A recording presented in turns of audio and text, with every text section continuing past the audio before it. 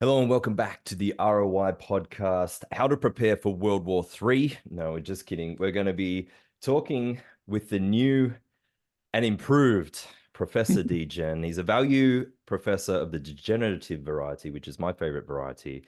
He's sipping mate through the bombisha in a proper mate now. There's no stopping this man. And you know what else is unstoppable? And that is the commodity index at the moment. We're so Yeah. back, as the boys on Twitter like to tell us. My Don't portfolio don't is a jinx sea it. of green. Yeah, I know. I just ruined that. Um, Updates. Everyone's talking about New Fortress Energy. We had a lot of news in a short space of time, so we're just going to condense a little bit of that news. Talk about the restructuring. We're going to talk about what this company has contractually signed, earned in the backlog, and we're going to talk about how we've gone from value investors all of a sudden to growth investors, it looks like. And then we're going to talk all things to do with macro and commodity. So, New Fortress Energy. Can you explain to me why a company with a ginormous, like 7 or 8x net debt to EBITDA would consider paying a dividend in the first place, then mismanage the debt to capital allocation, so they did a little breach of the covenant. Then they had to suspend the dividend and the market threw a tantrum. And then they had to do a little capital refi. And now they're looking at going full growth mode. Yeah. Well, thanks again for telling me about New Fortress Energy because I learned it from you. Oh, No, look, don't listen to me. well, part of the thesis was because I think all my readers know that I have a home country bias. I have a hard time investing outside of the US. And what I liked so much about New Fortress Energy was delivering the electricity to Latin America, but without the Latin American drama that comes with it. And then come to find out that the drama comes and finds me wherever I invest. No, um, I mean, this was just an amazing, not in a good way, but just an amazing turn of events. Now, there typically is a limit to how fast you can grow on debt only. At some point, if you want really fast growth, you have to do an equity raise. But Wes Edens, New Fortress Energy, he's one of the co-founders of a $45 billion private equity firm, New Fortress or Fortress Investments, whatever it's called. And he's kind of the credit guy. He's kind of the creative finance. So if anybody could grow on debt, he'd be able to do it. And they were really pushing the limits.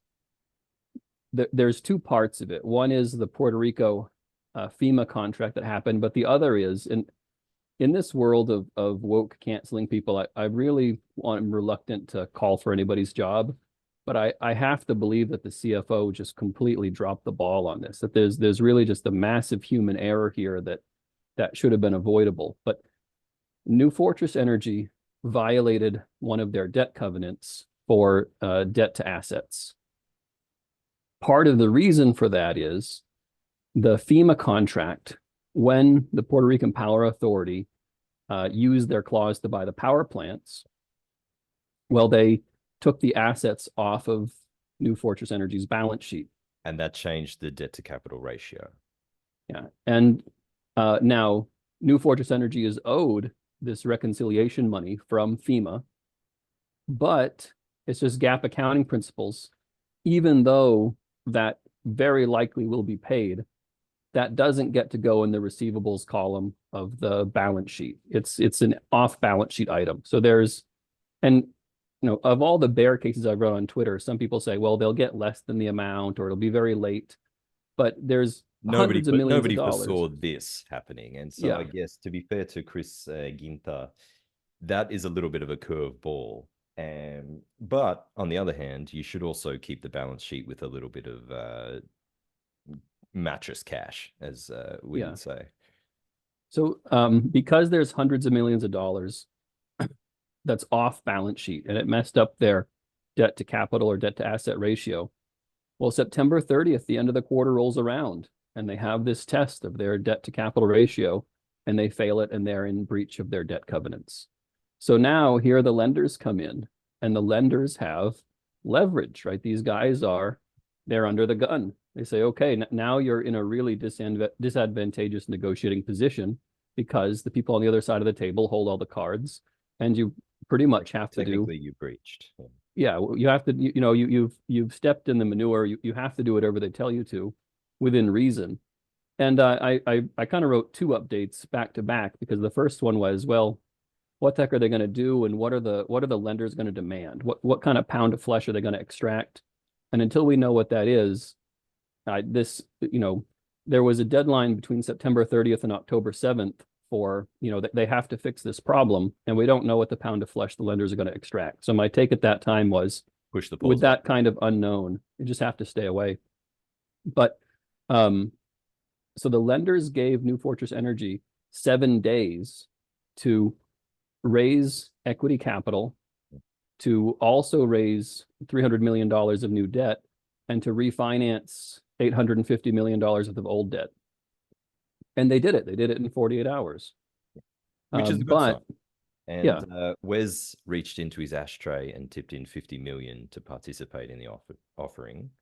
So we've had a little bit of dilution, but we've rolled. Let's talk about that. So we had maturity wall coming in. There's a little bit in 2025, a little bit in 2026. They raised a heap of capital. They redeemed those notes and rolled them out into the future at just a little bit higher interest rate. What is the expiry on that, and what is the generous terms offered by our lovely creditors? Yeah, so two parts is they had to do the equity raise. The equity raise that they could have done 3 months ago when the stock price was at $25, and they would have had a third of the dilution than when it was at $8.50. So that's really, a significant chunk of dilution that there probably had to be some equity raise, because you can't fix a debt to assets problem even if you went to the bank and factored the receivables, because they have $570 million of the receivables, but all that would do is turn an asset into a smaller asset. It wouldn't fix that problem. So they were a little short on liquidity, but not egregiously short on liquidity. But you can't even solve it by factoring. They really had to do an equity raise, but they could have done it on their terms. They could have done it on their terms 3 months earlier when they knew the problem was coming, if they were ahead of the problem. So the dilution ended up being 22.5%, but probably the biggest green flag in the whole situation is that the CEO dropped $50 million out of his own net worth to buy more shares at this lower price. So he bought, out of the $400 million raise, he bought, out of 46 million shares, he bought 5.8 million shares, which, that's a very big sign of confidence. And the CEO is no dummy. He knows what he's doing. And it's a pretty good green flag. So that's probably one of two only positive things to come out of this. On the debt side of things, now New Fortress Energy, and this was always part of the bear case, is they had a lot of imminent debt walls, a lot of debt maturity walls. Now, global financial liquidity is loose and loosening, and interest rates are being cut. So for me, it was never really a doubt of if they could refinance or not. But again, they didn't refinance on their own terms. They refinanced on somebody else's terms, which was not very pleasant. But they had, and it was all very complicated, because there's this term loan, which immediately became due if the 2025 notes were not refinanced, or if the 2026 notes were not refinanced. So there was this kind of a cascading maturity wall that seemed very dangerous. But if the 2025 notes refinance, then it pushes the deadline back. So anyway, this Term B loan, it's due in 2028 if the 2025 notes and the 2026 notes are refinanced. So in breach of covenants, they went to the lenders and refinanced a huge $2.3 billion. 2.6, I think. Yeah, well, 300 million is new raised, and they refinanced 2.3 billion of old debt, but they had to do it at 12%. And that was the pound of flesh that was extracted, because just in July, they were able to raise money at SOFR plus 3.75%. So, they very easily could have refinanced. Maybe it's at 9%, maybe it's at 10%, if they could have negotiated, with their feet underneath them, and not in a 7-day breach of covenant deadlines. There's no hiding the fact that there was a serious mistake here. This was a pretty big whoops, and that pretty big whoops is probably going to cost them You know, depending on when they annually till the yeah, end of so annually, you know, for one thing is some of the debt could have been refinanced later, so they would have been paying 6.5% instead of 9% or instead of 12%. So there's probably, you know, $100 million of interest payments they wouldn't have had to make because it would be refinanced later, and there's probably another 50 million a year because it was refinanced at 12% instead of 10%. So this is, you know, it's a pretty serious mistake to the tune of hundreds of millions of dollars, and there's definitely no looking past that. So then you have to ask yourself, well, is this indicative of, you know, a bad management team that's going to keep on making mistakes, or was this a one-off? And that's the tricky question. For me, when I look at the progress of the business and all the other things this management team has done, my vote falls on the side of this was a one-off mistake, and I'm still willing to put some chips on the table with New Fortress Energy. But if you look at a mistake that big that costs hundreds of millions of dollars and you want to walk away from these guys, you know, that would be totally fine judgment. But when you look at, you know, the slice of the value stream they want to capture, just the strategic position of the company, what they've been able to build and the sort of contracts they've been able to sign, right. And we'll get into some of the details on those. I think New Fortress is amazing and they're geniuses, you know, but they did make a very, very big mistake. So that you do have to, you know, that's on the permanent record. You can't really ignore that. But looking at some of the contracts they signed, because this is something that it's one of those, it's almost like a Nassim Taleb thing, that it doesn't matter until it matters. And you could operate through an entire business cycle with this thing never happening. It was a bit of a wild card that they and the Puerto Rican government would want to buy it back. And then all of a sudden I presume as an accountant, assumed you could have that in your receivables or have it at least on the current assets because it's supposed to be paid in 12 months and all that sort of stuff. And then you didn't manage it because you weren't thinking about that. I can understand how that's a little bit complex. The thing for me is, okay, we've got a truly amazing positioning, and they seem to be focused mainly in Brazil now, is where they're looking to get those power auctions. And the point is, I originally invested based on the fact that they'd spent all this capex, and then it was understood that they were done with that, and then they were going to go into now, okay, analysts are estimating the old capex, and it was at 2 billion. And they put in their presentation a couple of years ago, they put in, well, actually adjusted, so if you took out the capex, there was like a $1.5 billion swing that I was investing, expecting this was now going to come into the earnings and the bottom line. So more for me, I'm looking at, okay, well, this was the thesis. That's clearly been broken now because these guys are looking to go full growth model. And I need to approach this from a different perspective. So the balance sheet has been altered. We know that. Fine. It is what it is. It's always been a heavily indebted company. Let's talk about their expected earnings based on these contracts. These contracts need to be solid because that's where we're looking at this thing and saying, yep, if these contracts are solid, actually, although it's a bit of a stuff up in terms of how much new interest they're going to pay, they should be able to service it based on actually one of their contracts alone. Tell me where you agree or disagree there. Yeah. So, and this is, I hadn't really appreciated. I mean, I was willing to underwrite the entire purchase off of the Puerto Rico contract, which it was only for 4 years, but a lot of businesses you invest in don't have any long-term contracts at all, and you just have to deal with market forces. So I didn't really appreciate the size and the quality of the Barcarena contract in the north of Brazil, and also Nicaragua also. So, and this was one from the earnings calls, I had thought that this one was still up for auction. There's a second Brazil contract still up for auction, which I think it was supposed to be August 30th. Now I think it's December. And I don't know how these auctions go, what the likelihood of them getting it is, but I think everybody knows other people's costs. And I think that they're, you know, going to be the low cost provider there. So again, you can't count it till it's solidified, but just with the Brazilian contract they have, and that's not including Nicaragua. So they want to turn Nicaragua into a local electricity exporter for their neighbors. They have a 25-year contract with Nicaragua. and they have an 18-year contract with the north of Brazil. This Brazilian contract in 2025, it's actually several contracts, several customers, but bundled together in the north of Brazil. That's $300 million of EBITDA in 2025. And when the second power plant starts, that's $600 million of EBITDA in 2027. So that contract, now their interest expense now has just jumped up from, about 300 million trailing 12-month interest expense, looking forward to over 500 million interest expense. Yep. So it is a big deal.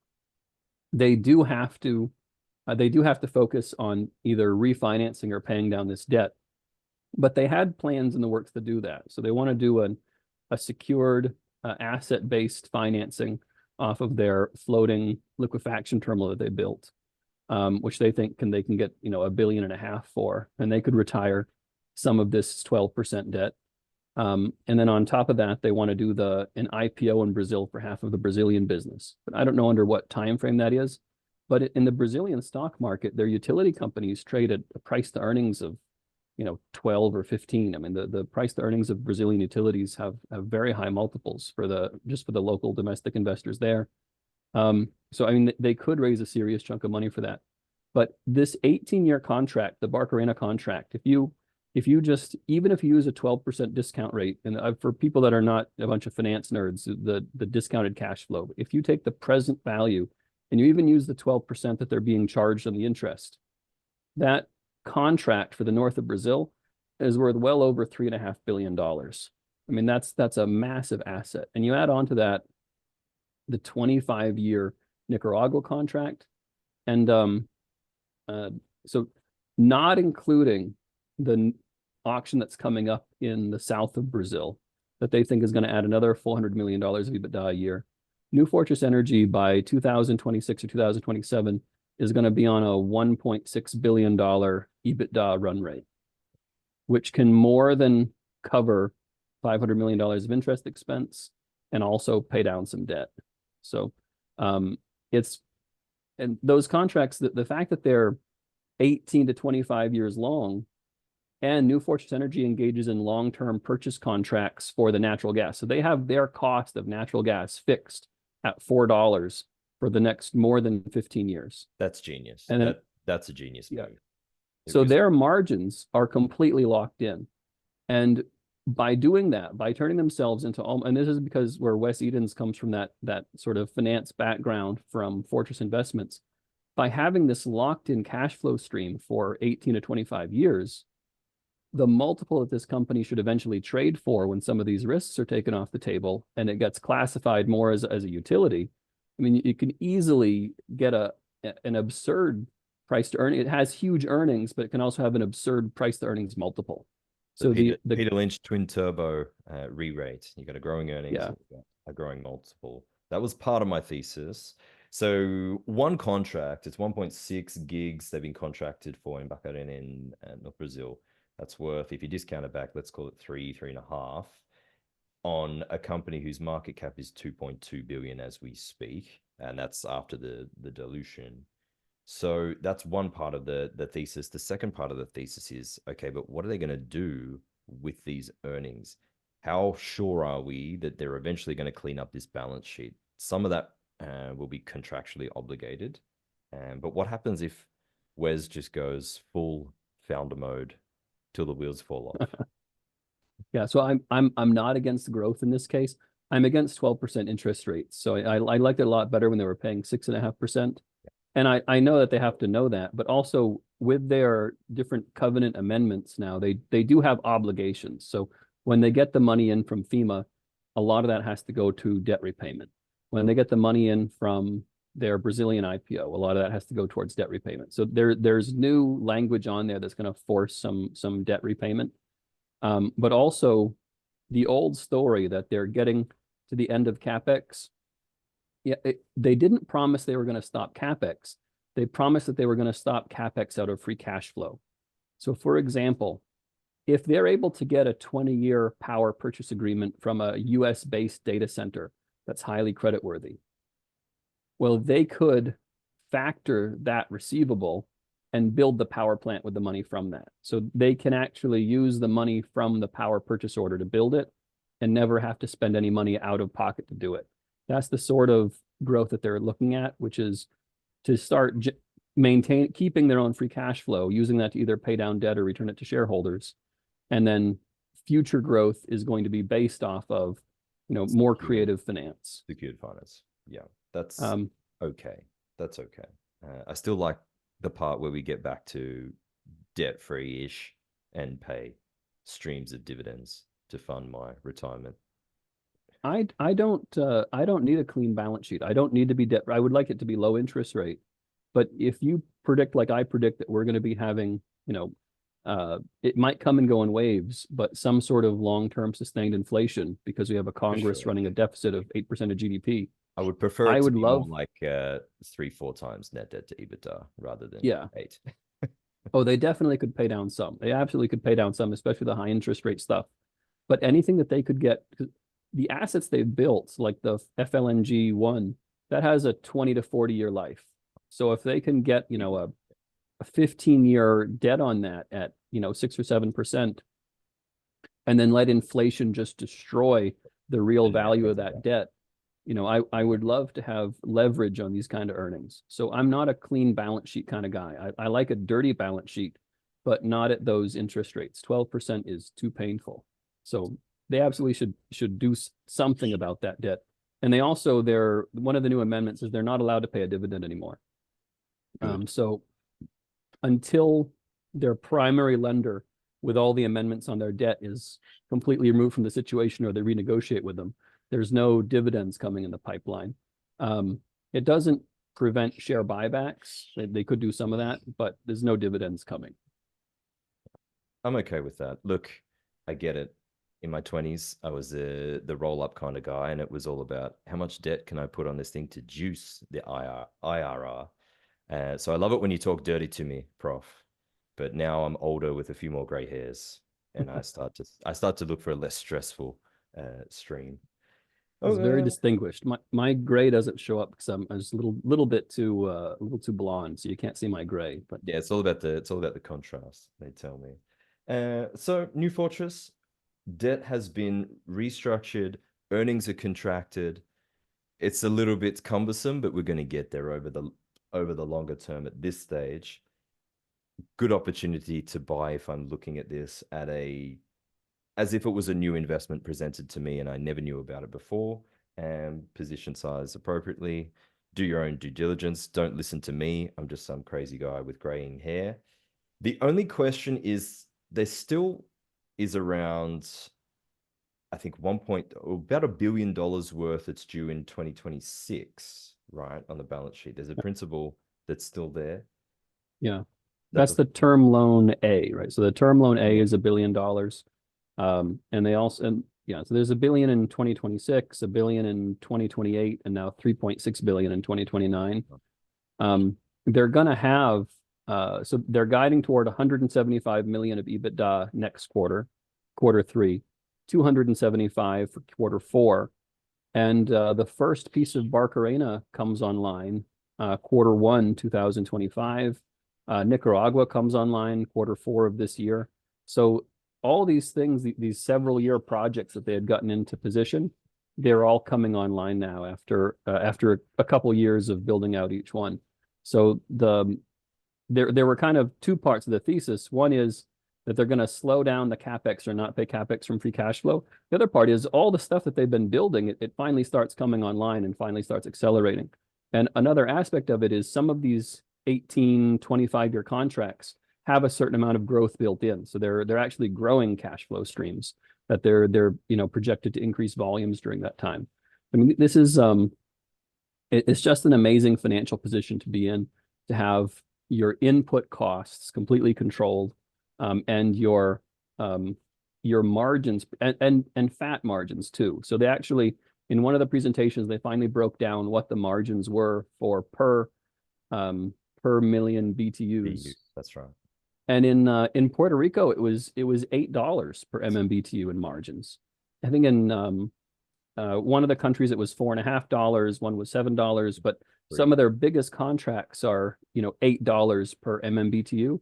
And what's amazing about that is, I mean, it's selling in the US right now for like $2.50. They have these long-term purchase contracts to buy it at $4. But those are enormous margins for those things, and they're locked in for years and years and years. Um, And the uh, final question around that, and especially the arbitrage between US gas and gas around the world is almost certainly going to have to close over the rest of the decade. The strength of these contracts, this is part of my royalty type thesis. Infrastructure, toll booth type businesses, this is what they've got contractually built in margin. The only issue is how strong would these contracts become eventually in a few years, where you get, say, Lula would be a classic for this. He turns around and he says, the gringos are making all this money, all this margin off hardworking Brazilians. We want more. Let's renegotiate. How how would that look? Are they going to be in a position, or would that effectively shut off the power grid and cause turmoil? well, this is one of the reasons why I think it's smart to do the Brazilian IPO, because if you let the locals own half of the thing, then now the locals, you have a huge chunk of the Brazilian population that they're middle class and upper class that are relying on the dividend streams. Suddenly, it's a democratic issue. Does he want to rip some food out of hundreds of thousands of voters' mouths in order to make that happen? So I think the Brazilian IPO is really smart for that reason. Is you've got to give the locals something to lose so that the politicians have something to fear about coming back to mess with you. Another aspect is, in the developed countries, they're messing with their fossil fuel infrastructure, passing all sorts of crazy laws. But in the underdeveloped countries, I think they realize that energy is an input cost to everything, and I think they'd be more likely to mess with Apple or Twitter or something like that than they would mess with the source of their electricity or the source of their gasoline or diesel. So I think there's a certain amount of they know who has leverage in that situation. And it seems like maybe the jurisdictional risk for fossil fuels is worse in the developed world than the underdeveloped world. But there is some risk there. I don't know, and I haven't revealed any of this, what sort of, like in the case of the Cobre Panama mine in Panama, after all of the nationalizations in the 1980s, companies got smart about putting in these clauses in the contract that says, hey, okay, government of Panama, now you owe us $10 billion that you agreed to be arbitraged in Europe somewhere. And, that's going to be a liability of your government now. So I don't know if they have anything like that. Kettle of fish. I think Panama is a completely different kettle of fish. It's a 4 million population thereabouts, and that's no, I'm not so concerned about that type of deal happening in Brazil. Brazil, if they get unhappy, they really take to the streets, and you got millions of angry, jacked Brazilian boys and girls that are showing their displeasure at the government. So I like that. And we saw what happened with Petrobras when there were some shenanigans being threatened with the dividend. All of a sudden, they recanted their statements. Everyone's getting paid and everyone's happy. So I like the way we're going. Final comments on New Fortress, hopefully for a while, will be, let's just take a step back. Since 2017, this thing got going. Up until this year, they'll book in a revenue growth run rate of 53% year on year. We're talking almost a tech type growth on an infrastructure company. And by the end of this decade, hopefully they'll be doubling revenues again from here. So from this year, another 4 years, they're expected to get to maybe 5.2, 5.3 billion in top line revenue. That's pretty amazing. If you think about the physical infrastructure this thing's got to put together, it's not like an Apple or software company. And it has tech-like growth, but these tech companies, they're always afraid of, well, what happens when the next new tech platform comes along within 5 years? This is tech-like growth that's locked in for 15, 18, 25-year contracts, which is absolutely amazing. And I mean, this company doubled earnings every year for 4 years. It's just a shocking amount of growth. And then some of these situations, you get paid for capacity plus power gen. I think the Barcarena contract, a huge chunk of that 300 million EBITDA for 2025 is just the capacity, because Brazil it's an enormous. I mean, Americans don't appreciate how enormous Brazil is, but their grid is completely reliant on these intermittent sources of power because they have this, huge hydroelectric projects powering the country. And then what do you do if it doesn't rain? Like I think South America is going through a record drought this year. So, and then on top of that, on the margin, even though they have Petrobras pumping all these fossil fuels, they've focused on building out other intermittent sources of power. So Brazil is a huge country, a growing country, and it desperately needs baseload power. So, New Force Energy locks in an 18-year contract just to get paid through the nose for capacity and power gen. And then I don't know what the odds are of them winning the second contract, but you're looking at 2027 either being 1.6 billion in EBITDA or 2 billion in EBITDA. It just depends on whether they get this contract or not, and then whatever else they do, because it doesn't seem like they've stopped looking for new opportunities. They've just talked about funding those new opportunities without going to their own free cash flow. And then the debt situation's pretty ugly. But also, it's not like this management team is unproven, because you look at some of the other things Fortress Investments have done, and some of the bears on New Fortress Energy were criticizing their idea to split the company to two pieces. But one of the ideas is you've got to get the multiple to something like utility. So you split the company up so that everything that's utility-like is in one basket, and it can get those higher multiples. They did that with a transportation company, and it 10x'd within a few years. It went from like $10 a share to two companies that combined were $130 a share. So it's something that they've done before. They're good at it. They know the markets. They've got decades of experience. So a lot of precedent in the royalty space. This is exactly what happened, because a lot of the majors had these royalty businesses in their portfolio of assets, and the market wasn't realizing that because you had to look too hard. And Viper Energy would be a great example of that. They spun that off, bang bang. And I mean, there's a million examples there, so I can definitely see that happening. So yeah, I'm in for the long term. I'm adding here on the drawdown, personally, disclaimer: do your own due diligence. Let's wrap up talking something unrelated. 95% of my time is talking about commodities. So let's talk about my best performer year to date, which is JD.com, a different business in China that's up. China has just gone vertical on us all. China and shipping. What is going on in the macro world? Give me your macro take, Professor. Yeah, well, the bear case on China was that they were going through their Great Depression, which, if you start with malinvestment, you say, okay, when you have interest rates suppressed, everybody's asking, we had interest rates at zero since the global financial crisis, and that's supposed to blow up a bubble. Well, where did it blow up the bubble? Well, in the United States, we didn't build anything for 15 years. So you can't really blow up a bubble if you don't build anything for 15 years. But in China, they built massive apartment complexes because for two reasons. One is interest rates were suppressed, and the other is the Chinese, just culturally, they have this predisposition for real estate. Whereas in the US, we've learned since after World War II, the American public got a taste for investing in stocks. Well, there is a problem with that, because when you're trying to have a middle class, you do the math. If you try to retire on owning your home and also owning a rental, everybody can't do that. Now, if you want to retire on owning your home and owning a piece of a productive business, everybody can do that. So just the Chinese bias toward owning real estate really allowed them to inflate this huge bubble in apartment complexes. I mean, people were taking out all these mortgages to buy apartments that nobody was ever going to live in. And at some point, just a massive overbuilding in apartments. That kind of malinvestment could cause a Great Depression, right? That could be worse than our global financial crisis in 2008. But even for people that are enthusiastic about Austrian business cycle theory, where you have suppressed interest rates creating malinvestment, I think one of the parts of that everybody overlooks is it doesn't become a crisis. I mean, you can have malinvestment, but what makes it so that malinvestment can't be digested is the subsequent banking crisis. That all of that collateral in the bank goes bad, and the banks are under threat. And like you saw with Credit Suisse, and everybody says, well, there's never just one cockroach and all the bodies float to the surface. All the banks have this bad collateral, and it makes this massive crisis.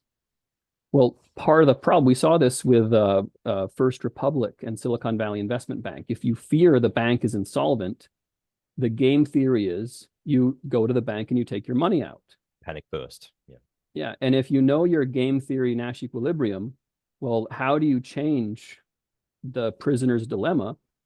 You create an organized crime syndicate. So if you threaten, hey, if you snitch, we kill you, then suddenly you can overcome the prisoner's dilemma. Well, how do you have a banking crisis in China with a social credit score? How can you do a run on the bank if that would make you persona non grata, if that would interfere with your social credit score? And now you're no longer allowed to take the fast trains. Now you have to ride back home to the provinces on a slow bus full of chickens and pigs and things like that because you're denied we deny access your to. access to your own funds because everything's digital. Yeah. So you can't really have a bank run in China with social credit scores. And I think this is the part that a lot of people are missing. Okay, China's going to go through their Great Depression. They have this massive malinvestment. They did have massive malinvestment, but the banks have the Communist Party of China behind them, and the people can't do a bank run. So people have been very, very bearish on China because China was due to be ground zero of this global financial crisis. China was due to be ground zero of their own Great Depression. But the part of Austrian business cycle theory that people forget is it's not just the malinvestment. It has to be collateral in the banking system that causes a solvency crisis and a liquidity crisis and a banking panic. And in China, that never happened. Do you also need, so that would describe a lot of the 2007-8 GFC that started in your home country. We had some unscrupulous loans being written, shall we say. Do you also need an oversupply of a certain, in this case, we're talking the housing market. US, you had both. You had the banking collateral was all upside down, and you had an oversupply, as I understand it, of housing inventory. China's got the oversupply housing inventory, but they can kind of do their own thing with the banking balance sheets. So is it an issue or is it a non-issue? Because the market is telling us China's back, and Yeah. you've got different ways to play this. You have the Chinese stocks. You have then the next derivative, probably, which are commodities. All the Aussies are looking at the iron ore price. It's over 100. Life is good. We can keep doing stupid things with our federal budget because iron ore and iron ore, coal, and visas, we're selling them like they're running out of fashion here. Yeah. What's So what's going to happen eventually? Eventually, reality's got to matter, though, right? Like if China's stimulating again and again and again through these packages, how are they doing it? Are they selling US bonds to be able to fund this renminbi-based thing? And if so, well, what does that mean for the US dollar? My head's China's a nation full of savers. You know, they have government savings. And also the degree of stimulus. If you look at the magnitude, it's a lot less than US. I mean, the United States, when they stimulated it, was trillions and trillions of dollars that, you know, had an effect. But on a, if you look at, and I don't want to get too wonky into economics, they call it the multiplier. And a lot of studies argue that the multiplier was less than one. So for every dollar that government spent, they got less than $1 of stimulation. And that's due to debt to GDP once it breaches that 90 to Yeah, 100 mark, right? and it's probably also due to at some point you just have too much government. If you take federal, state, and local government budgets together, I think you get something like 40%, 46% of GDP in the United States goes to government. And that's not counting the stuff that's just regulated to death. I mean, at the peak of the Soviet Union, it was only something like 80% because there was so much black market stuff happening under the surface. I mean, when you have 46% of It was only how economic much? Sorry, activity of repeat that. government, Repeat that stat. yeah, even in the height of the Soviet Union, it was only something like 80% of the economy was government directed, because you got to keep in mind is half of all agriculture was in people's backyards because it was grow your own beets and rutabagas, you starve to death. So it was there was a lot of private economy. It was just all hidden. So And that didn't show up in official GDP. yeah, What about this idea? Because Australia and Canada seem to be having a competition for how silly we can be. Once you get past 50% of the GDP that's public, non-market they call it, which is the same thing as the government growth, it's like almost impossible to reverse that as far as I understand with growths. What's the significance of that kind of 50% of your economy? The minorities working to support the majority now, which always used to be the other way around. well, you see this in Portugal and Spain. Portugal and Spain, especially when you have low birth rates, when the tax rates have to go so high to fund all of the pension systems of the older people, the young people realize the scam and they leave the country. So the young people in Spain and Portugal are just getting out of there. They just want to work somewhere else where they're not going to be taxed to death to pay their their parents' pensions. So it can cause a country to collapse. And there was a great book it's called Crisis and Leviathan, and the thesis of it just argues that that politics is like a ratchet, right? It can turn one direction, but it can't turn the other. Government can grow, but it can never shrink. Although now, as a counter argument to that, you have Malay and Argentina with the chainsaw saying we're gonna cut this to the bone. And you've got Elon Musk saying if Trump wins, they're going to have the office. What is it? The Department of Government Efficiency, Doge. And he'll help trim the fat. It also doesn't hurt because the regulators just keep on messing with Elon Musk just to be mean about it, right? They just fined him $750,000 for dumping fresh water, is potable, clean drinking water. So you're not allowed to dump water here. It's just crazy stuff. And how are you supposed to know you're not supposed to dump water? I mean, it's just aggressive explosion of government. So yeah, it seems like it's very easy for government to grow and very hard for it to shrink. And Argentina is kind of giving this really amazing science experiment. You can see, like, he took away rent control and now rents are falling, which any economist that's halfway decent will tell you will happen. So there are some positive changes happening in the world as you have all these science experiments, and even bureaucrats can see that if they want their jobs to be sustainable, they have to do something for capitalism. So you saw Japan was somewhat envious of the strength of the U.S. capital markets, and the Japanese minister comes in and says, "Okay, you guys, if you're trading at less than book value, you're going to give me a written plan to tell me how you're going to get back above book value within the next year, and how you're going to implement share buybacks." And suddenly the Japanese stock market is taking off like fire. So countries are figuring out that having a healthy capital market, and that was so one of probably the smartest economists of the last 200 years is a guy named Ludwig von Mises. And when he was asked, how do you tell if you live in a socialist system or a capitalist system? As well, if you have a capital market, right? If businesses can trade on the open market, you have a capitalist system. And countries, even heavily, government-controlled countries with 50% of economic activity going to government, are looking at the success of the U.S. capital markets and what that's done for our middle class, and saying, "Hey, maybe we need to make our capital markets work." So you have Japan come in doing these massive reforms. How do we get our stock prices up? So when governments are asking, how do we get our capital markets to work better, you still have this massive problem of the redistributionist mentality of taking money from one person and giving it to someone else. And hopefully we'll see some amazing data out of Argentina teaching governments that they can do something about that.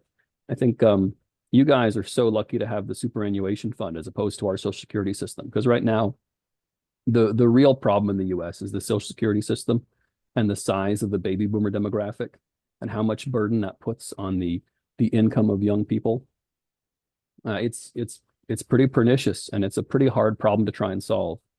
The issue is, I understand private superannuation is more desirable to that kind of, as my uncle Rick would say, pool that has the lame, the halt, and the blind to draw from it. The issue is the government keeps changing the rules around contributions and withdrawals, so they make their effective retirement age older and older to suit their budget. It's not as good. It's not something I personally rely on. And again, disclaimer, this is just me being me. I don't run a superannuation fund. Haven't since I was like 18, working at my casual job while I was funding my university. I don't think it's I don't feel safe putting this into this pool where the government can and has on different occasions put their hands on money that technically is not theirs. Yeah. So that's well, I'm a pretty conspiracy theory kind of guy. It's better than our Ponzi scheme, but it's clearly not perfect. True. That is true. Government growth. Well, we are not so interested in capital growth here. We've got a ministry for men's behavior, apparently. So, I might put myself as minister. I think I'd be a good minister for that. We would use Professor Degen as a great model, the ultimate male role type, I think. We could come up, if Rick Rule and the Prof had a baby, I think it would be a good role model. Commodities, gold, 2.6 palladium, 1000 platinum, all eyes. If you're a Siboney Degen, you're looking at the platinum and you're just saying, just get over 1250, Yeah. just nudge it up. How far away are we from that happening, Profy? Oh, back to your China question. So this is Sorry. what Stanley Druckenmiller said. He's like, okay, well, I can't invest in China, but I can invest in Argentina, which is going to export all this stuff to China. So you can believe that China is going to roar back to life, that they're going to get their economic growth. I mean, economic growth is never going to stay at 9% forever, because there's a difference between catch-up growth and then, actually charging ahead and forging new economic growth. But I mean, economic growth over 5% for what in purchasing power parity terms already is the world's largest economy is just pretty shocking. And you can make all the money you need for your own retirement just investing in countries that are better jurisdictions that will export enormous amounts of commodities to them. So you can look at Australian companies. You can look at you can look at Warrior Met Coal in Alabama. You can look at Peabody Energy, Brazil. Anywhere that's going to export the hard coking coal, and the hard coking coal especially. One of the things about China is they're just so amazingly poor in natural resources. There's almost nothing that China has a wealth of, whereas the United States, like, we have enough coal to last us 125 years. Just the way we develop the shale technology, we've got something like 6 out of the 7 shale basins that can even work with that technology. And you've got, nature is very parsimonious with how it doles out some of these resources. Like, why is all the uranium in Kazakhstan? Why is all the platinum in South Africa? Just nature's funny like that. And China has almost nothing. And so I think they had 50 years of coal reserves 30 years ago, which is kind of terrifying because they're still building more coal plants. So I think anybody is going to be exporting those materials to China. It's going to be a fantastic business and might be safer than owning the Chinese stock market. One of the problems with the Chinese stock market is the Chinese people are not they're not into it because they would rather own real estate. But then that could be a tailwind if they learn to buy Chinese stocks and their savings habits are 30 to 50%, then I mean, the sky's the limit. This is happening in India now. The Indian people are learning to invest in their stocks. And so the PE ratio in India, I mean, I don't know if it still is, but at some point it was higher than the US, the United States, all these high growth tech companies. So when the domestic public really wants to invest in their own stock market, and the stock market is kind of a small to hold all that money, the prices can really go to the moon. But right now, the Chinese public is just not into stocks. They could become into stocks. But see what's happened to India, where the Indian public has gotten into stocks. And even worse, there's a tax discrepancy in India where the taxes are worse if you buy the common stock, but they're better if you buy options. So the Indian public is now into buying stock options because the tax regime is better for it. So this is reinforcing this incredible stock market gambling behavior, creating enormous volatility. That's a Degen move right there. I approve. Yeah. Kind of. But I have so much home country bias. I would probably try and invest in China through, Peabody Energy or Warrior Met Coal or anybody who's going to export stuff into a global fungible commodity that China's buying. Because even if Warrior Met Coal ships to Europe, it's still an international price, and somebody else is mining met coal that ships to China. So it's going to be affected through that. Yeah. And 2 comments. Louis Vincent Gove, he's talked a lot about how it really is only the very wealthy Chinese that invest in the stock market. So if Xi Jinping is faced with a dilemma, he's always going to sacrifice the stock market as opposed to propping up the real estate, because that's where most of the Chinese have stored their wealth for reasons that you mentioned. Another risk might be, what if you guys and the Chinese decide you're not really getting along that well, and then the US kind of disencourages, if that's even a word, foreign investment owning Chinese stocks.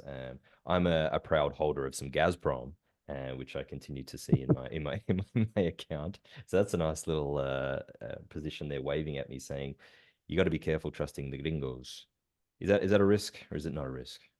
Yeah, I think it is a risk. So that it's going to be now the U.S. and the Chinese economies are just so intertwined. I mean, even Apple was trying to come up with their plan to not manufacture in China, and they're like, oh, it'll take us 20 years.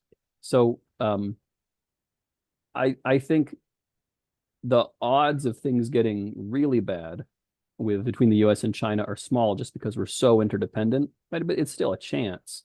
But I still think that's why maybe the smart thing is not buying Chinese stocks directly, but buying kind of neutral jurisdictions that can trade with China. And I think the winners for the next 20 years are going to be countries that are big enough to play both sides. So India, Saudi Arabia, Brazil, they're big enough to maintain independence and play both sides of the situation. And so maybe those are the stock markets that are worth looking into, is large countries that are strong enough to not be forced into a sphere of influence. Whereas the smaller countries that are forced in the sphere of influence, they're going to have to, maybe pick a side, not be able to play both sides. Look at what happened with the Russian oil embargo, where the United States just said, like, okay, India, you can ignore that. You can just buy all the Russian oil you want at whatever price you want, because, we need you in our camp and we're not going to jeopardize it. So it's amazing for India, whose GDP is growing at 7% a year right now, but it's just off of such a low base. It's going to take some time. But I mean, it's now the largest population in the world, and it's another case where they have very, very few natural resources of their own. So these are going to be massive commodity importers. That could be allow Australia another escape. That's why we're called the lucky country. We're not called the smart country. We're known as the lucky country. But if you get the choice between luck and intelligence, Nassim Taleb would tell us take lucky every time. So you mentioned met coal and some other resources. What other resources do you like? Are you into iron ore for this same kind of thesis? It's kind of related, and it seems more of a straightforward thesis than copper. There's a lot of inconsistency around the copper thesis. There's a lot of debate out there. I haven't heard you mention copper much. I looked at it, immediately put it in the too hard basket, unless you can get some royalties on it through Altius, so that's nice. Iron ore v copper. Any thoughts, sir? So I haven't dived into the iron ore much. One of the reasons is I like small caps, and there's iron ores done by these super major companies. They're definitely not small caps, because you can get more torque for small caps. And one thing I do like about copper is the associated gold, because copper and gold are found in the body together. So you can have two theses at the same time, where you're going to have the BRICS trying to not use US dollars and looking for a global reserve currency that can be used without trust, and gold fits that very well. And at the same time, you have the electrification of everything, where just that, every once in a while somebody says, oh, but you can use aluminum to conduct electricity. And it just, when you do that, it catches on fire. It's never been a perfect fit. That copper really is, to some extent irreplaceable, but, as it becomes more expensive, manufacturers are really good at thrifting it. But at the same time, it really is hard to replace as an element. So I do like the copper thesis. I just, sometimes it might have a great thesis, but have a hard time finding a stock you like to fit it. That's the situation that tin finds itself in. And there's this cult of tin on Twitter right now. They call themselves tin barons, but then try to find a company that's worth investing in. And it's just, how many problems are you willing to accept to invest in that thesis? So, I have a copper stock that I have in my portfolio, but it has more problems than I wish it would have. So I like the copper thesis, but I haven't found my favorite copper company yet. Meanwhile, the platinum palladium situation is also a strong thesis, and that one I do like the company a bit better. So I think if we're heading into a commodity super cycle, and it's gonna rhyme with the 1970s, except without the oil shock, because we have the shale revolution, then pretty much. Yeah, but shale, when's that gonna roll over? If it hasn't, I've seen some charts saying the growth has rolled over. Yeah, but a lot of that growth can be turned on pretty quickly. I mean, you have only 5% of shale wells have been refracked. So that's 95% of all shale wells ever drilled. You can just go in and refract them and have another year and a half of production out of them really darn fast. Sure. So how often you're burning through the candle quickly? I mean, that'd be pretty good for profrac, right? Yeah, but I mean, shale is already, what do they call it, short cycle. It's already pretty fast burning. But if you look at some of the costs on it, so we're already at the point where tier 2 assets have the cost profile that tier 1 assets used to have. And if they're able to come up with a few more, cost saving measures, and they can get tier 3 assets to have the cost that tier 1 assets used to have, the thing is, every time you lower the quality of the asset, there's a lot more of it. So if we're able to economically extract from tier 3 assets, suddenly there's enough shale to last us 100 years. And if you look at some of the, so Vital Energy is doing these horseshoe wells, that lowered their cost by $10 a barrel. And these are huge cost saving measures. So I'm not bearish shale at all. I think that the price can cure that, and also the price of natural gas can cure that a little bit. So as the natural gas exporting infrastructure gets built out, people are able to sign better long-term prices for associated gas, and that's covering part of your costs. And a few more innovations in the shale patch for drilling technology. I'm not going to be a shale doomer and say that I don't have the confidence that it's rolling over that a lot of people have. But sometimes these things happen with a lag. I mean, maybe it'll look bad for a year and I'll get proven right. Maybe it'll look bad for a year, I'll get proven wrong. But I think there's a real risk that the United States can innovate ways to get more shale oil out of the ground. Okay, interesting. Katrina, last comments then. How does that in turn fit with the offshore thesis? Because presumably they're kind of at opposite ends of that trade. Yeah. What would that Well, mean for my plans of writing out multi-baggers in the offshore space? so you're already at the point where the cost per barrel of oil for a lot of the offshore wells are $45 to $50 a barrel, which is lower than onshore. So unless those shale patch innovations come really hard and fast, offshore is the place for the marginal barrel right now. But also, shale oil is light sweet, and the offshore patches that are getting drilled are heavy sour. And heavy sour has some uses. It's better for diesel, better for plastics, things like that. So there's probably going to be some demand for heavy sour to blend with the shale light sweet to come from offshore for a long time, no matter what, because you can't really get heavy sour out of offshore. You can get it out of Canadian tar sands. And then you have this president who axed the Keystone Pipeline to keep the Canadian tar sand heavy sour oil out of the Gulf of Mexico, which is, just sometimes it just seems like the people in charge are doing whatever they can to hurt the country the most they can possibly do. So now they're going to take the Canadian tar sand oil and bring it to, the Pacific Ocean to a shipping port and just send it to China rather than, pipe it down to the Gulf of Mexico where American refiners can process it and sell it and things like that. So our loss is China's gain in that situation. But no, I'm still bullish offshore, but I'm also bullish onshore. But a new technology revolution in domestic shale will take some time. One of the big things that drove costs down recently was the decline in volumes. You have all the onshore shale drillers saying, okay, yeah, we cut back on a few teams, but the teams that are producing are our best teams, and they're drilling, thousands of feet per day more than average. And so some of these drillers have seen costs fall by 15% just because they have their best and most seasoned teams doing all the drilling. So then if we had a ramp up in volume, costs would go up because you're going to, throw some kind of green teams and some newbies on it, and they're going to be less efficient at it. But I still think there's room for costs to come down in the shale patch. Okay, interesting. Haven't heard too many people talking about that. Last comments. Have you heard the conspiracy theory, speaking of Canada? It looks like the Canadians are never going to make money. That Justin Trudeau is the long lost son of Fidel Castro. Have you seen those movies? Have you seen those pictures side by side? They're amazing. The resemblance is uncanny, I have to say. Well, and I've only taken high school genetics, but if you take pictures of his dad and his mom, you can just look at it and be like, there's no fucking way. There's just no way. I mean, sometimes genes, skip a generation, but there's some very basic things about dominant and recessive genes. You can just look at it and be like, there's no way.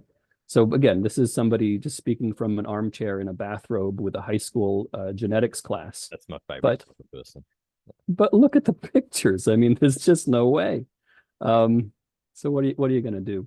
And his policies are very similar. So I mean, maybe the apple doesn't fall off the old tree there, but I don't know. But my heart goes out to Canada that's suffering under massive house price increases, weakening currency. They couldn't stomach the interest rate raise that Americans had with their 30-year fixed mortgages. I mean, just a huge chunk of the dynamics going on in the world today is the United States has 30-year fixed mortgages and benefited enormously from rising interest rates, and everywhere else got hurt. Europe got hurt, Canada got hurt, Australia got hurt, and there's the United States sitting pretty, where our middle class, our wealth has increased and pretty dramatically through this whole period. Now, if you're a renter, times are tough because we had 10 million immigrants walk across the border and drive up rents. So whatever wage gains you got got eaten up by rising rents. So, it's a situation where upper class benefited. Now you can get higher, interest income on your cash, and lower class gets hurt. And you'd think democracy with a populist movement wouldn't allow these things to happen, but apparently our politicians are really good at harvesting votes and not doing what benefits the most number of people, which is, just to be a cynic. Well, Thomas Sowell would say that, look, it's everyone operates on a rational basis, but the rationale the politicians are operating is their game is how to win votes. So we talk about that, and that's where we end up. And to quote Millet, if you have that income distribution, I believe it's called a chi distribution, where the mean is lower than the median, so you've got most of the people earning less than what the median would be. Well, that's where the votes are. So, it's a chi-squared distribution, but that's because I'm a statistics nerd. I just spent entirely too much time in college.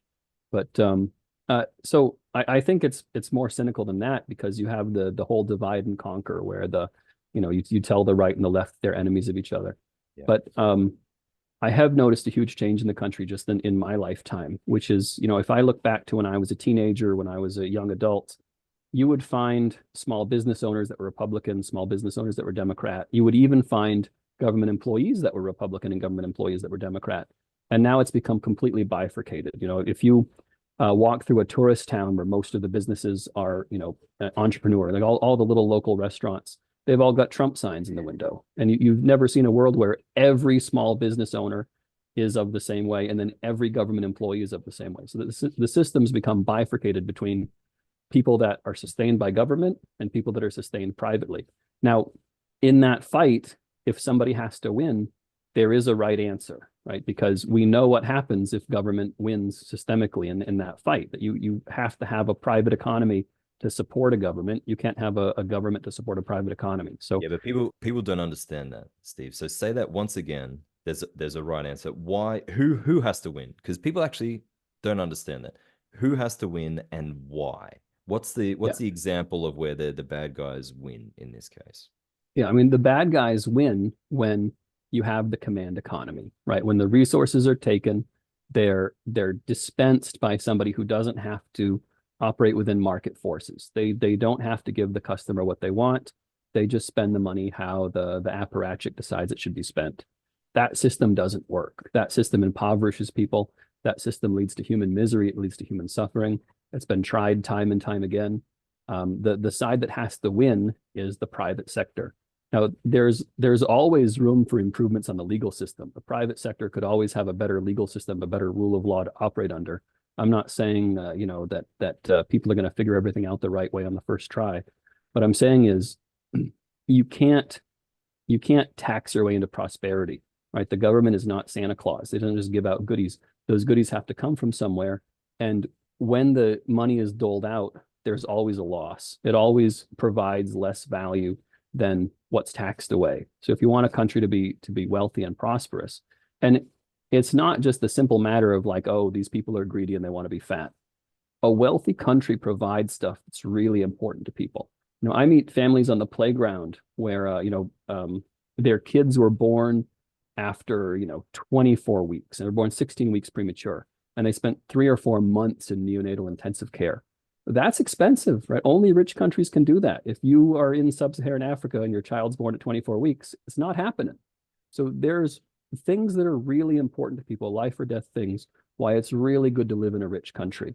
So when I say that there's a right answer between who wins, between the government employees and the people that are dependent on government voting against the private sector and the small business people, the private sector has to win that fight if you want to live in a world that's wealthy enough to keep a 24-week baby, alive in the neonatal intensive care for 3 months. You can't have some command economy tax all these resources and then still have the wealth to provide the things that are important to people. That's it. It's got to come from somewhere. It's not manna from heaven that's just somehow dropped into our lap. Thank you very much for another great episode. And guys, look forward to catching up with you in another episode shortly. Take care.